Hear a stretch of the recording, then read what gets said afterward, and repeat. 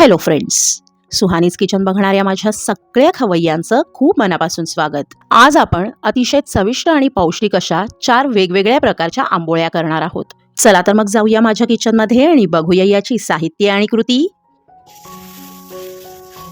सुरुवातीला आपण करणार आहोत प्रोटीन्सने भरपूर पंचरत्न आंबोळी।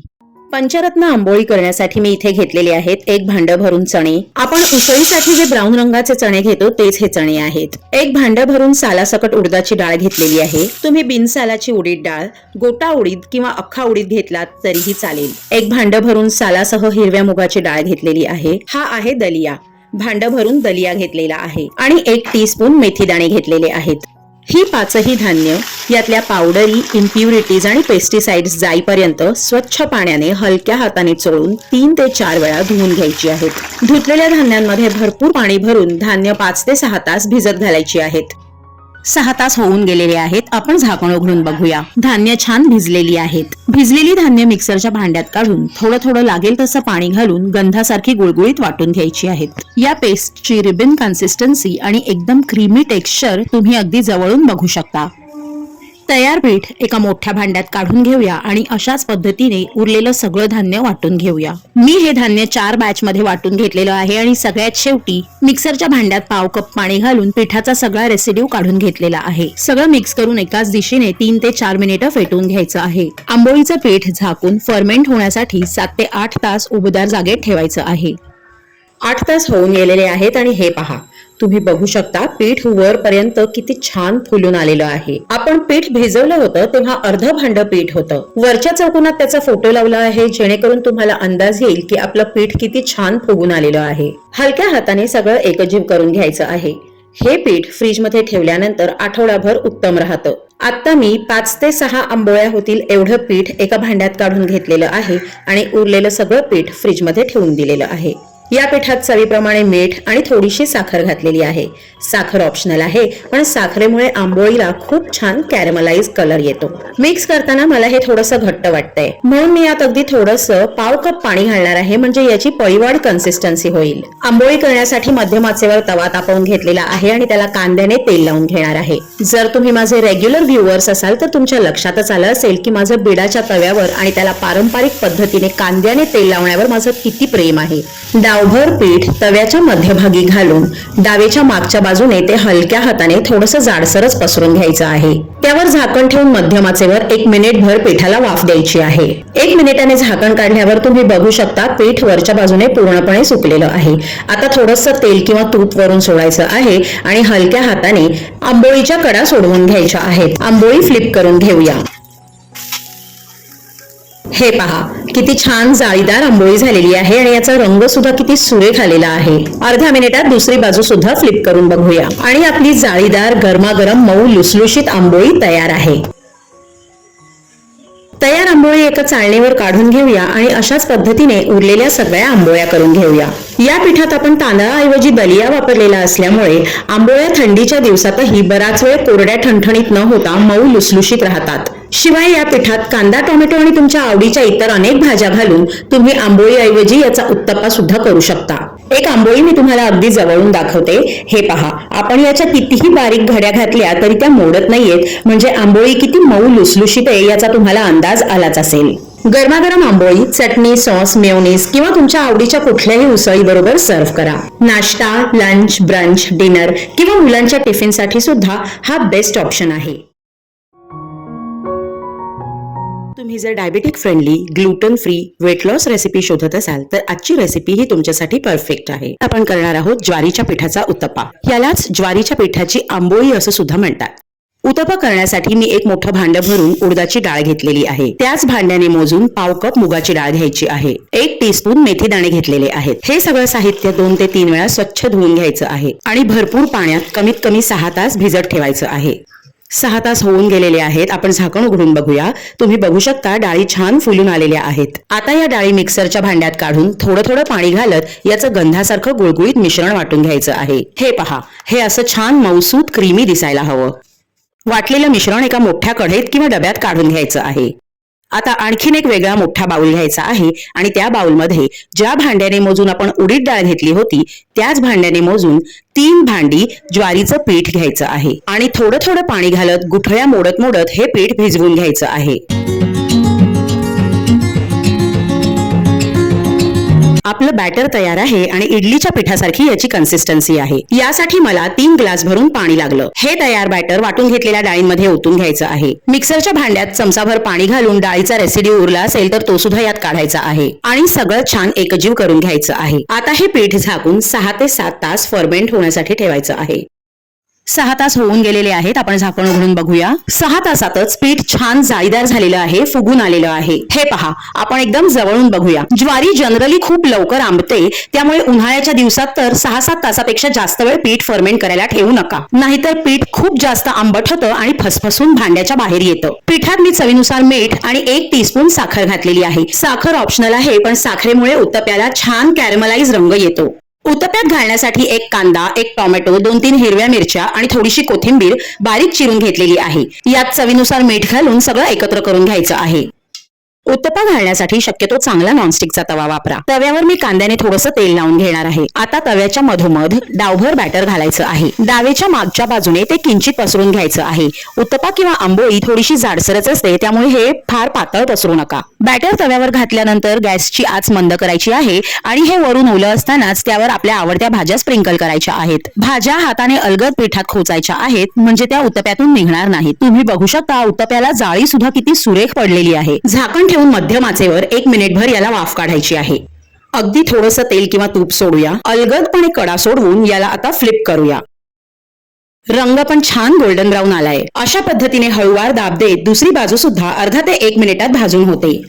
अतिशय पौष्टिक आणि चविष्ट असा उत्तप्पा तयार आहे। तयार उत्तप्पा प्लेटमध्ये काढून घेऊया आणि अशाच पद्धतीने उरलेले सगळे उत्तप्पे करून घेऊया। कुठल्याही भाज्या न घालता तुम्हाला जर प्लेन उत्तप्पा करायचा असेल तर तो सुद्धा अशाच पद्धतीने करायचा आहे। आपण बघूया। याला सुद्धा किती सुरेख जाळी पडली आहे, तुम्ही बघू शकता।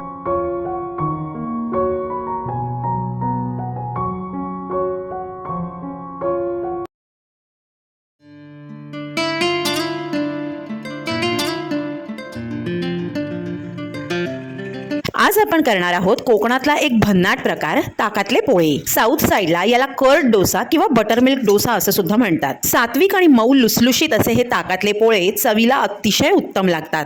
पोळे करण्यासाठी मी 3 कप जाडा तांदूळ घेतलेला आहे। तुम्ही रोजच्या वापरातला कुठलाही तांदूळ, उकडा तांदूळ किंवा अगदी रेशनचा तांदूळ घेतला तरीही चालेल, फक्त बासमती किंवा इंद्रायणी तांदूळ नको। यात 1 टीस्पून मेथी दाणे घालायचे आहेत आणि पाण्याने 2 ते 3 वेळा हलक्या हाताने चोळून स्वच्छ धुवून घ्यायचं आहे। एका बाउलमध्ये 1 कप जाडे पोहे घेतलेले आहेत। हे आपण कांदे पोह्यांसाठी जे पोहे घेतो तेच पोहे आहेत। पोहे सुद्धा हलक्या हाताने पाण्यातून धुवून घ्यायचे आहेत। धुतलेले तांदूळ आणि पोहे एकत्र करायचे आहेत। सगळं स्वच्छ धुवून घेतल्यामुळे कीटकनाशक पावडरी किंवा काळपटपणा जो असतो तो निघून जातो। आता एका भांड्यात 1 कप दही घेऊन ते छान फेटून घ्यायचं आहे। हे मी घरी लावलेलं घट्ट ताजं दही आहे। दही शक्यतो ताजं असावं आणि दही पातळ असेल तर 1 कप ऐवजी 1.5 कप दही घ्या। फेटलेल्या दह्यात 1 कप पाणी घालून त्याचा ताक करून घ्यायचं आहे। आता तयार केलेलं हे ताक धुतलेल्या धान्यात घालून मिक्स करून घ्यायचं आहे। धान्य ताकात भिजवून पोळे करतात, म्हणूनच या पोळ्यांना ताकातले पोळे म्हणतात। या पोळ्यांना एक वेगळीच पण अगदी हवीशी वाटणारी हलकीशी आंबूस चव असते। धान्य भिजवताना ताक त्याच्या अर्धा सेंटीमीटर वर येईल एवढं असावं। आता हे झाकून 6 तास भिजायला ठेवायचं आहे। 6 तास होऊन गेलेले आहेत। आपण झाकण उघडून बघूया। तुम्ही बघू शकता तांदूळ आणि पोहे ताकात छान फुलून आलेले आहेत। आता हे मिक्सरच्या भांड्यात काढून लागेल तसं थोडं पाणी घालून गंधासारखं गुळगुळीत वाटून घ्यायचं आहे। मिश्रण जेवढं बारीक वाटलं जाईल तेवढे पोळे लुसलुशीत होतात। पांढरं शुभ्र गुळगुळीत मिश्रण तुम्ही अगदी जवळून बघू शकता। वाटलेलं बॅटर एका मोठ्या भांड्यात काढून घ्यायचं आहे आणि उरलेलं सगळं धान्य असंच गुळगुळीत वाटून घ्यायचं आहे। दुसरी बॅच वाटताना मी यात 1 टीस्पून साखर आणि चवीनुसार मीठ घातलेलं आहे। साखर ऑप्शनल आहे, पण साखरेमुळे पोळ्यांचा आंबूसपणा बॅलन्स होतो आणि पोळ्यांना छान कॅरमलाइज रंग सुद्धा येतो। पोळ्यांसाठी परफेक्ट बॅटर वाटून तयार आहे। तुम्ही याची कन्सिस्टन्सी बघू शकता। हे फार घट्ट नाहीये किंवा खूप पातळही नाहीये।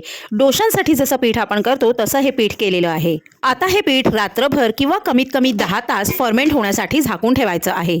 रात्रभर उबदार जागी झाकून ठेवलेलं हे पीठ मी आता सकाळी चेक करते आहे। तुम्ही बघू शकता पीठ थोडंसं घट्ट झालेलं आहे आणि छान फुलून आलेलं आहे। उन्हाळ्याच्या दिवसात हे पीठ दुपटीने फुलून येतं।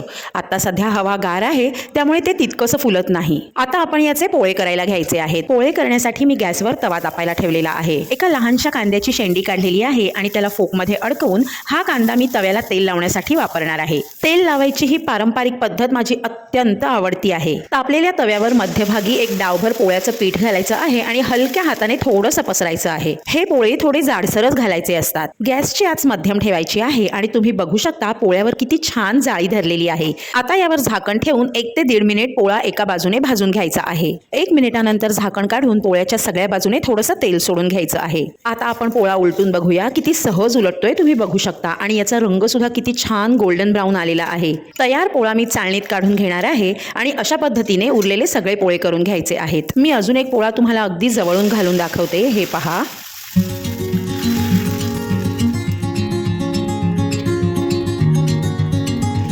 आणि अशा पद्धतीने आपले सगळे पोळे तयार आहेत। हे पोळे तुम्ही चटणी बरोबर, कुठल्याही उसळी बरोबर किंवा अगदी चहा सोबत सुद्धा सर्व्ह करू शकता। दिलेल्या साहित्याच्या प्रमाणात मध्यम आकाराचे 20 ते 22 पोळे होतात। एवढे पोळे एकाच वेळी करायचे नसतील तर तुम्हाला हवे तेवढे पोळे करा आणि उरलेलं पीठ फ्रीजमध्ये ठेवा। हे पीठ फ्रीजमध्ये 8 ते 10 दिवस उत्तम टिकतं। चविष्ट, जाळीदार आणि अगदी मऊ लुसलुशीत असे हे पोळे मी चटणी बरोबर सर्व्ह करणार आहे।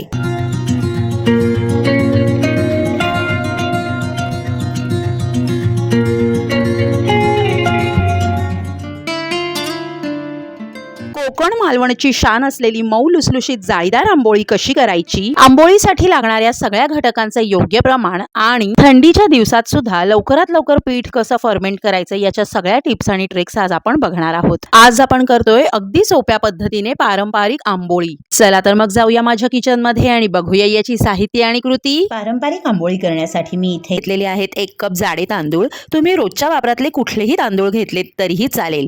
पाव कप मूग डाळ घेतलेली आहे, पाव कप उडदाची डाळ घ्यायची आहे आणि पाव कप चणा डाळ घ्यायची आहे। यातच घालायचे आहेत 1 टीस्पून मेथी दाणे। सगळं धान्य हलक्या हाताने 2 ते 3 वेळा धुवून घ्यायचं आहे। आता यात भरपूर पाणी घालून 4 ते 5 तास धान्य भिजू द्यायचं आहे। 5 तास होऊन गेलेले आहेत। आपण झाकण उघडून बघूया। तुम्ही बघू शकता सगळं धान्य किती छान फुलून आलेलं आहे। हे सगळं धान्य आपल्याला मिक्सर मधून बारीक वाटून घ्यायचं आहे। पण त्यापूर्वी इथे मी अर्धा कप जाडे पोहे स्वच्छ धुवून घेतलेले आहेत। हे कांदे पोह्यांसाठी जे पोहे घेतो तेच पोहे आहेत। डाळ तांदूळ जास्त असल्यामुळे मी 2 बॅच मध्ये थोडं थोडं पाणी घालून बारीक वाटून घेणार आहे। सध्या थंडीचे दिवस आहेत त्यामुळे पीठ लवकर आणि छान फर्मेंट व्हावं याकरिता धान्य वाटण्यासाठी प्रत्येक वेळेस हलकं गरम पाणी घ्यावं। पहिली बॅच वाटून झालेली आहे आणि मी तुम्हाला याची कन्सिस्टन्सी दाखवते। इडलीसाठी करतो तसं अगदी गंधासारखं गुळगुळीत वाटण करून घेतलेलं आहे। आता हे वाटलेलं पीठ एका उभ्या उंच डब्यात काढून घ्यायचं आहे। दुसरी बॅच मिक्सर मधून वाटून घेण्यापूर्वी त्यात आपण भिजवलेले पोहे घालायचे आहेत आणि थोडं थोडं पाणी घालून पुन्हा एकदा गंधासारखं गुळगुळीत वाटून घ्यायचं आहे। वाटलेलं पीठ डब्यात काढून सगळं छान एकजीव करून घ्यायचं आहे। मिक्सरच्या भांड्यात 3 ते 4 चमचे गरम पाणी घालून सगळा पिठाचा रेसिड्यू यात घालायचा आहे आणि पुन्हा एकदा सगळं मिक्स करून घ्यायचं आहे। पिठाची कन्सिस्टन्सी तुम्ही अगदी जवळून बघू शकता। थंडीच्या दिवसात पीठ आंबवण्यासाठी आणखीन एक ट्रिक आपण इथे करणार आहोत। कांद्याचे 2 भाग करून त्यातला एक भाग पिठात मधोमध ठेवायचा आहे। गॅसवर कडकडीत गरम केलेला कोळशाचा एक तुकडा कांद्यावर ठेवायचा आहे। आता या गरमागरम कोळशावर 1 चमचाभर तेल घातलं की त्यातून धूर यायला सुरुवात होईल। हा धूर झाकण लावून लगेचच आत कोंडून घालायचा आहे, जेणेकरून आतमध्ये उबदार वातावरण तयार होईल आणि पीठ छान फर्मेंट होईल। अशा पद्धतीने तयार केलेल्या पिठाला धुरी दिलेलं पीठ म्हणतात आणि या पिठाच्या आंबोळ्या सुरेख लागतात, जणू काही चुलीवर केल्यासारख्या। आता हे पीठ फर्मेंट होण्यासाठी उबदार जागी 7 ते 8 तास ठेवायचं आहे। मी रात्रभर हे पीठ फर्मेंट व्हायला ठेवलं होतं। आता आपण झाकण उघडून बघूया। तुम्ही बघू शकता पीठ किती छान फुगून आलेलं आहे। हलक्या हाताने यातून कांदा आणि कोळसा चमच्याने काढून घेऊया। मी तुम्हाला डावेने हे पीठ उकलून दाखवते। तुम्ही बघू शकता किती छान एअर बबल्स आलेले आहेत। असं हलकं जाळीदार पीठ जमून आलं की त्याच्या आंबोळ्या सुद्धा हलक्या, जाळीदार आणि मऊ लुसलुशीत होतात। आंबोळीचं पीठ मी एका पसरट भांड्यात काढलेलं आहे आणि त्यात घालायचं आहे चवीनुसार मीठ आणि 1 टीस्पून साखर। साखर ऑप्शनल आहे, पण साखरेमुळे आंबोळीला सुरेख चव आणि छान कॅरमलाइज रंग येतो। सगळं मिक्स करून घेऊया। आंबोळीच्या पिठाची ही परफेक्ट पळीवाट कन्सिस्टन्सी असल्यामुळे मी यात पाणी घालणार नाहीये। तुमचं पीठ घट्ट आलं असेल तर त्यात लागेल तसं पाणी घालून पळीवाट कन्सिस्टन्सी ऍडजस्ट करा। आंबोळी करण्यासाठी मी कास्ट आयर्नचा तवा गरम करून घेतलेला आहे आणि कांद्याच्या एका बाजूने त्याला तेल लावून घेणार आहे। तव्याला तेल लावायची ही फार जुनी पारंपरिक पद्धत आहे। गॅसची आच मोठी ठेवायची आहे। तवा चांगला तापला की एक डावभर पीठ तव्याच्या मधोमध घालायचं आहे आणि हलक्या हाताने पसरून घ्यायचं आहे। खूप जास्त पातळ पसरू नका, कारण आंबोळी जरा जाडसरच असते। थोडंसं तेल घालून आंबोळी झाकायची आहे। आता गॅसची आच मध्यम करायची आहे आणि अर्धा ते 1 मिनिट आंबोळीला वाफ काढायची आहे। अर्धा मिनिट होऊन गेलेला आहे। आपण झाकण काढून आंबोळी परतून घ्यायची आहे आणि दुसऱ्या बाजूने सुद्धा छान भाजायची आहे। हे पहा, किती छान गोल्डन ब्राऊन कलर आलेला आहे। एखाद मिनिट भराने दुसरी बाजू सुद्धा फ्लिप करून बघूया आणि आपली आंबोळी तयार आहे। ही आंबोळी एका ताटात काढून घेऊया। मी आणखीन एक आंबोळी तुम्हाला घालून दाखवते। प्रत्येक वेळी तव्यावर आंबोळीचं पीठ घालताना गॅसची आच मोठी करायची आहे। आंबोळीचं पीठ फ्रीजमध्ये झाकून ठेवलं की 7 ते 8 दिवस छान टिकतं। म्हणूनच अशा पद्धतीने पीठ तयार करून फ्रीजमध्ये ठेवा आणि तुम्हाला हव्या तेव्हा मऊ लुसलुशीत आंबोळ्या एन्जॉय करा। दिलेल्या प्रमाणात मध्यम आकाराच्या एकूण 10 ते 11 आंबोळ्या होतात। गरमागरम आंबोळी हिरव्या चटणी बरोबर छान लागतेच, पण कुठल्याही उसळी बरोबर किंवा अगदी चिकन मटनच्या रश्श्या बरोबर सुद्धा उत्तम लागते। ही आंबोळी पहा, याच्या मी इतक्या घड्या घातल्या आहेत आणि हातात अक्षरशः चुरलेली आहे, तरी सुद्धा ही उघडल्यावर जशी होती तशीच झालेली आहे, कारण ही वातड नसून छान मऊसूत आहे। सो फ्रेंड्स, हा व्हिडिओ तुम्हाला थोडा जरी आवडला तरी त्याला भरपूर प्रमाणात लाईक आणि शेअर करा आणि अशाच इनोव्हेटिव्ह रेसिपीज बघण्यासाठी सुहानीज किचनला सबस्क्राईब करा। भेटूया लवकरच एका नवीन रेसिपीसह, पण तोपर्यंत बाय बाय।